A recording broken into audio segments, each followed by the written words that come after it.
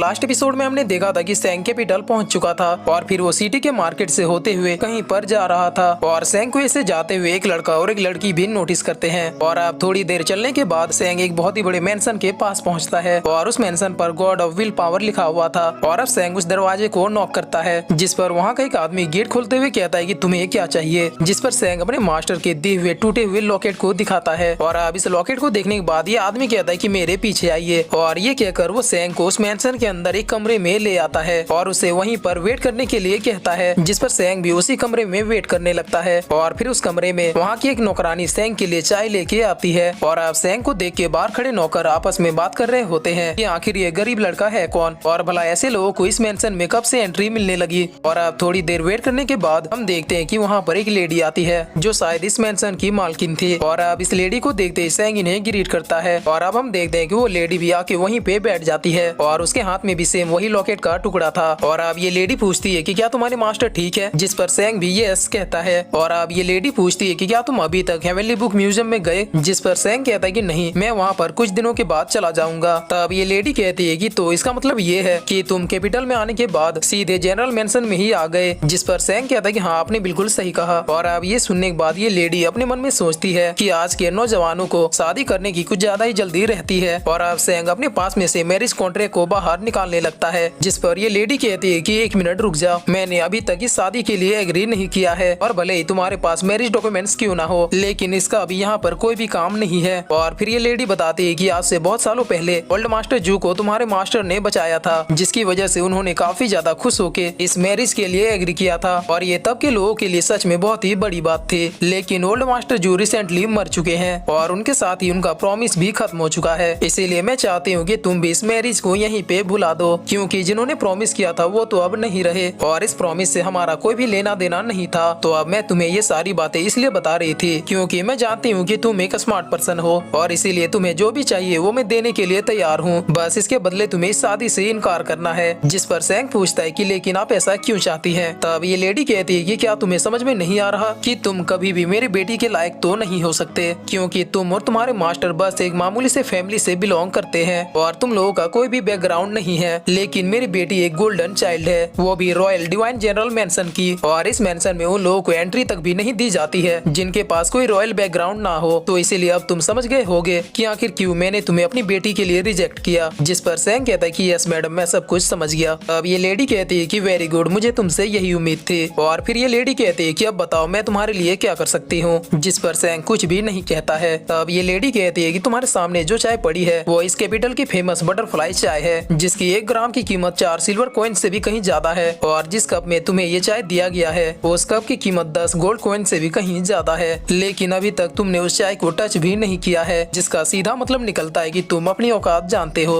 आखिर तुम और तुम्हारे मास्टर ने ये सोच भी कैसे लिया कि इतने लो क्लास फैमिली से होने के बावजूद भी बस एक प्रॉमिस की वजह से हम अपनी बेटी की शादी तुम जैसे लोगों से करवा देंगे। और अब काफी देर इस लेडी की बातें सुनने के बाद सैंग कहता है कि मैडम, मेरे ख्याल से आपको कोई गलतफहमी हुई है, क्योंकि मैं यहाँ पर शादी करने नहीं बल्कि खुद इस शादी से इनकार करने आया था। और अब ये सुनकर ये लेडी कहती है कि क्या? जिस पर सैंग कहता है कि मैं खुद इस मैरिज कॉन्ट्रैक्ट को यहाँ पे तोड़ने के लिए आया था, लेकिन अब मैंने अपना मन बदल लिया है और अब मैं वही करूंगा जो मेरे मास्टर ने करने के लिए कहा था। और ये कहकर सैंग वहाँ से चला जाता है। और इधर सैंग की बातें सुनकर इस लेडी के हाथ से चाय का कप भी छूट जाता है और वो बहुत ही शौक होके बस सैंग को ही देख रही थी। और अब हम देखते हैं कि सैंग उस मेंशन से बाहर निकल जाता है जहाँ पर उसे वही मैसेंजर बर्ड दिखाई देता है और फिर सैंग प्यार से उस बर्ड को सहलाने लगता है। लेकिन तभी पीछे से एक लड़की कहती है कि क्या सच में तुम यहाँ पे शादी करने आए हो? और अब हम देखते हैं कि ये वही लड़की होती है जिसे हमने मार्केट में देखा था। और अब सैंग कहता है कि हाँ, लेकिन तुम्हें ये बात कैसे पता? जिस पर ये लड़की कहती है कि मैं यंग लेडी की पर्सनल मेड हूँ और मैं यहाँ पर बस यही जानने आई हूँ कि क्या तुम सच में यंग लेडी से शादी करने वाले हो? जिस पर सैंग कहता है कि डेफिनेटली यस, क्योंकि मेरी और यंग लेडी जू की एंगेजमेंट हो चुकी है। और अब इतना सुनते ये लड़की सैंग को चुप होने के लिए कहती है और अब सीन चेंज होता है और हम देखते हैं कि ये लेडी अपने जनरल को सारी बातें बता रही होती है, जहाँ पर ये जनरल भी अपने स्वॉर्ड की ओर देखते हुए कहता है कि क्या सच में उस लड़के ने ऐसा कहा? तब ये लेडी उस लॉकेट के टुकड़े को वहाँ पर रखते हुए कहती है कि वो लड़का और उसके मास्टर गरीब जरूर है, लेकिन ये लड़का मुझे मामूली लोगों की तरह नहीं लगा। जिस पर जनरल कहते हैं कि तो फिर अब तुम क्या चाहती हो? तब ये लेडी कहती है कि वो लड़का हमारे लिए कोई प्रॉब्लम नहीं है, अभी हमारे लिए सबसे बड़ी प्रॉब्लम वो मैरिज कॉन्ट्रैक्ट है, क्योंकि रॉयल जून फैमिली बहुत ही जल्द हमारी बेटी का हाथ मांगने के लिए आने वाले हैं और उससे पहले हमें इस प्रॉब्लम को खत्म करना होगा, जिस पर ये जनरल कहता है कि तुम जानती हो कि तुम्हें क्या करना है। और अब हम देखते हैं कि ये लड़की सेंग से कह रही होती है कि एंगेजमेंट वाली बात को दोबारा किसी के सामने मत कहना, वरना कब मार दिए जाओगे किसी को भी नहीं पता चलेगा। जिस पर सेंग पूछता है कि ऐसा क्यों। अब ये लड़की बताती है क्योंकि जून फैमिली भी बहुत ही जल्द यंग लेडी का हाथ मांगने के लिए आने वाले हैं और इसीलिए जनरल मेंशन नहीं चाहेगा कि कोई इस बीच शादी में बाधा बने। और फिर ये लड़की बताती है कि जून फैमिली साउथलैंड की सबसे बड़ी फैमिली है और क्यूसन जून उस फैमिली का सबसे बड़ा बेटा है और लोगों का ये भी कहना है कि वो ड्रैगन का रिकॉर्नेशन है। जिस पर सेंग कहता है कि क्या कहा ड्रैगन। और फिर ये लड़की कहती है कि हमारी यंग लेडी इस कैपिटल की नेक्स्ट होली गर्ल चूज होने वाली है, क्योंकि तुम्हारी जानकारी के लिए मैं तुम्हें बता दूं कि बस 12 साल की एज में अपने बॉडी को प्योरीफायर कर लिया था और उसी एज में हेवनली बुक्स को पढ़ने के लिए घर से भी चली गई थी और बस कुछ ही समय में उसने मेडिटेशन स्टेज को भी ब्रेक थ्रू कर लिया और इसी के साथ हमारी लेडी स्काई फियोनिक्स की रिकॉर्नेशन बन गई और इसीलिए सारे लोग चाहते हैं कि यंग लेडी की शादी क्यूसन जू से हो। तो अब मेरे ख्याल से तुम समझ चुके होगे कि आखिर क्यों तुम्हें चुपचाप इस कैपिटल से निकल जाना चाहिए। जिस पर सेंग कहता है कि सारी बातें तो ठीक है, लेकिन तुम मुझे ये सब कुछ क्यों बता रही हो। अब ये लड़की कहती है कि वो इसलिए क्योंकि यंग लेडी ने मुझे ये सब कहने के लिए कहा था और इसके अलावा वो भी तुमसे शादी नहीं करना चाहती है। और अब ये सब सुनने के बाद सेंग इस लड़की को थैंक यू कहता है और फिर वहाँ से जाने लगता है। जिस पर ये लड़की सेंग को रोकते हुए कहती है कि वेट ए मिनट, तुम ऐसे नहीं जा सकते। अब सेंग पूछता है कि क्यों। जिस पर ये लड़की कहती है कि तुम्हें सबसे पहले मैडम के सामने मैरिज कॉन्ट्रैक्ट को जमा करना होगा। तब सेंग कहता है कि मैं वही करने के लिए यहाँ पर आया था, लेकिन तुम्हारे मैडम की बात सुनने के बाद मुझे भी अपने मास्टर की एक बात याद आ गई और इसीलिए मैंने भी अपना माइंड चेंज कर दिया। जिस पर ये लड़की कहती है कि तुम मेरी बातों को समझ नहीं रहे, तुम में और यंग लेडी में जमीन आसमान का फर्क है। जिस पर सेंग कहता है कि मैं सारी बातों को समझता हूँ और ये कहकर सेंग वहाँ से जाने लगता है। जिस पर ये लड़की पीछे से कहती कि देखना तुम अपने फैसले पे पछताओगे। और इधर हम देखते हैं कि ये लेडी किसी असेसियंस को ऑर्डर दे रही होती है कि तुम्हें हर हाल में उस मैरिज कॉन्ट्रैक्ट को लेकर आना है। और अब सीन चेंज होता है और हम देखते हैं कि सेंग एक होटल में आया हुआ होता है जहाँ पर वो रहने के लिए एक रूम मांगता है, लेकिन तभी वहाँ पर वो लड़का भी आ जाता है जिसे हमने मार्केट में देखा था। और अब ये लड़का शॉपकीपर की ओर पैसों को फेंकते हुए कहता है कि मुझे एक शांत रूम चाहिए। जिस पर ये आदमी भी यस सर कहता है और फिर ये आदमी कहता है कि आप दोनों का कमरा ऊपर की तरफ है। और अब सीन चेंज होता है और हम यंग लेडी जू को देखते हैं जो कि अपने पर्सनल मेड की भेजी हुई लेटर को पढ़ रही थी, जिसमें ये लिखा था कि ये लड़का जिसका नाम सेंग है ये भी यहाँ पर इस मैरिज को कैंसिल करवाने के लिए ही आया था, लेकिन मैडम की किसी बात से वो काफी ज्यादा गुस्सा हो गया और इसीलिए उस लड़के ने भी अपना माइंड चेंज कर दिया और उसकी आंखों में मरने का जरा भी डर नहीं था। और अब ये पढ़ने के बाद यंग लेडी जो कहती है कि चेंग सेंग आखिर तुम करने क्या वाले हो। और अब सीन चेंज होता है और हम सेंग को देखते हैं जो कि बुक्स को पढ़ रहा था, लेकिन तभी हम वहाँ पर किसी असेसियंस को दौड़ते हुए देखते हैं और इस बात का पता इस लड़के को भी लग जाता है जो कि सेंग के बगल वाले रूम में था। और अब ये लड़का अपना खाना पीना छोड़ के सीधे अपने स्वॉर्ड को उठा लेता है और अब सेंग को भी पता चल जाता है कि कोई उसकी ही तरफ आ रहा है, इसीलिए वो भी मोमबत्ती को फूंक के सीधे खड़ा हो जाता है। और अब तभी हम देखते हैं कि वो असेसियन सेंग के पीछे आ चुका होता है। जिस पर सेंग पूछता है कि क्या तुम्हें जनरल मेंशन ने भेजा है। तब ये असेसियन सेंग को सीधे एक पंच मारता है जिसकी वजह से सेंग वहीं पे गिर जाता है। और फिर ये असेसियन अपने स्वॉर्ड को सेंग के ऊपर तनते हुए कहता है कि अगर जीना चाहते हो तो फिर चुपचाप वो कॉन्ट्रैक्ट मेरे हवाले कर दो। जिस पर सेंग कहता है कि मेरा अंदाजा तो बिल्कुल सही निकला। और अब तभी हम देखते हैं कि वहाँ पर दरवाजे को तोड़ते हुए वही लड़का आ जाता है और बहुत ही आइकॉनिक पोज में वहाँ पे आके खड़ा हो जाता है, जिसे देखकर ये असेसियंस कहता है कि दूसरों के मामले में मत पड़ो वरना तुम भी मारे जाओगे। जिस पर ये लड़का कहता है कि मुझे फाइट करना बिल्कुल भी पसंद नहीं है, लेकिन क्या करूँ जब मैं किसी और के हाथ में स्वॉर्ड देखता हूँ तो फिर ऑटोमेटिक मेरा स्वॉर्ड भी मेरे हाथ से चलने लगता है। और ये कहकर ये लड़का भी अपने स्वॉर्ड को निकाल लेता है और सीधे उस असेसियंस के ऊपर अटैक करने के लिए बढ़ जाता है। और अब यहाँ पर इन दोनों की काफी अच्छी खासी फाइट होने लगती है, जहाँ पर कहीं न कहीं ये लड़का ही ज्यादा भारी पड़ रहा था। और अब इस लड़के के वार से ये असेसियन दीवार तोड़ते हुए बाहर निकल जाता है और घिसकते हुए काफी ज्यादा पीछे चला जाता है, जिस पर ये लड़का भी जंप करते हुए सीधे वहाँ पर पहुँच जाता है। और अब फिर से ये दोनों एक दूसरे से फाइट करने के लिए आगे बढ़ जाते हैं